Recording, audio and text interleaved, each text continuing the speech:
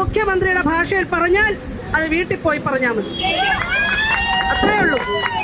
18 വർഷം കൊണ്ടാണ് 7000 രൂപ ആക്കിയിട്ടുള്ളത്.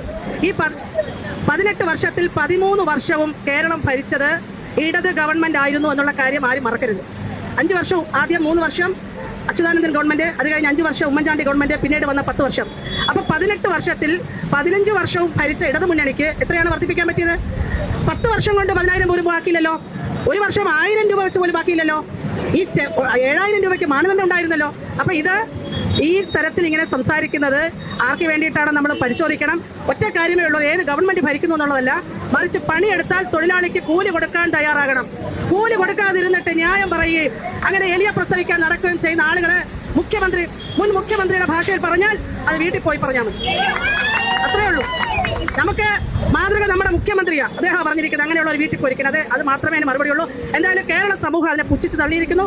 ആ 10 വർഷക്കാലം ഈ കേരളത്തിന്റെ ജനാധിപത്യ വിരുദ്ധ നടപടികളുടെ കാലമായിരുന്നു എന്ന് തെളിയിച്ചിരിക്കുകയാണ്. ഇന്ന് ഈ സെക്രട്ടേറിയറ്റിന്റെ കവാടം പോലീസ് ഉപരോധിച്ച് തുറന്നിരിക്കുകയാണ്. ഒരു വ്യക്തത, ഒരു സെക്കൻഡ്, ഒരു വ്യക്തത. അതായത് 18 വർഷം കൊണ്ടാണ് 7000 രൂപ ആക്കിയിട്ടുള്ളത്. ഈ 18 വർഷത്തിൽ 13 വർഷവും കേരളം ഭരിച്ചത് ഇടത് ഗവൺമെന്റ് ആയിരുന്നു എന്നുള്ള കാര്യം ആരും മറക്കരുത്. 5 വർഷവും, ആദ്യം 3 വർഷം അച്യുതാനന്ദൻ ഗവൺമെന്റ്, അത് കഴിഞ്ഞ് 5 വർഷം ഉമ്മൻചാണ്ടി ഗവൺമെന്റ്, പിന്നീട് വന്ന 10 വർഷം. അപ്പൊ 18 വർഷത്തിൽ 15 വർഷവും ഭരിച്ച ഇടതു മുന്നണിക്ക് എത്രയാണ് വർദ്ധിപ്പിക്കാൻ പറ്റിയത്? 10 വർഷം കൊണ്ട് 10,000 പോലും ബാക്കിയില്ലല്ലോ. ഒരു വർഷം 1000 രൂപ വെച്ച് പോലും ബാക്കിയില്ലല്ലോ. ഈ 7000 രൂപയ്ക്ക് മാനദണ്ഡം ഉണ്ടായിരുന്നല്ലോ. അപ്പൊ ഇത് ഈ തരത്തിൽ ഇങ്ങനെ സംസാരിക്കുന്നത് ആർക്ക് വേണ്ടിയിട്ടാണ് നമ്മൾ പരിശോധിക്കണം. ഒറ്റ കാര്യമേ ഉള്ളൂ, ഏത് ഗവൺമെന്റ് ഭരിക്കുന്നു എന്നുള്ളതല്ല, മറിച്ച് പണിയെടുത്താൽ തൊഴിലാളിക്ക് കൂലി കൊടുക്കാൻ തയ്യാറാകണം. കൂലി കൊടുക്കാതിരുന്നിട്ട് ന്യായം പറയുകയും അങ്ങനെ എലിയ പ്രസവിക്കാൻ നടക്കുകയും ചെയ്യുന്ന ആളുകള് മുൻ മുഖ്യമന്ത്രിയുടെ ഭാഷയിൽ പറഞ്ഞാൽ അത് വീട്ടിൽ പോയി പറഞ്ഞാൽ മതി.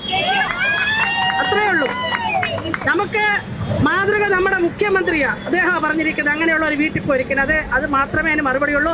എന്തായാലും കേരള സമൂഹം അതിനെ പുച്ഛിച്ച് തള്ളിയിരിക്കുന്നു.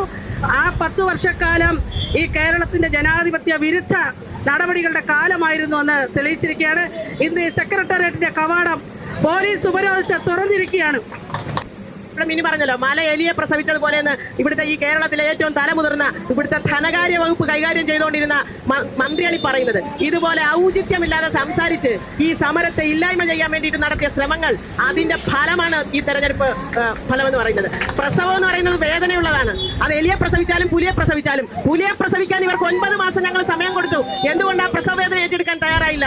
ചാപിള്ളയായിട്ട് അകത്ത് കിടക്കുകയാണ്. അതുകൊണ്ടാണ് ഈ ദുർഗന്ധം പിടിച്ചോണ്ടിരിക്കുന്നത്. അപ്പൊ അത് മനസ്സിലാക്കാനാണ് ശ്രമിക്കേണ്ടത്.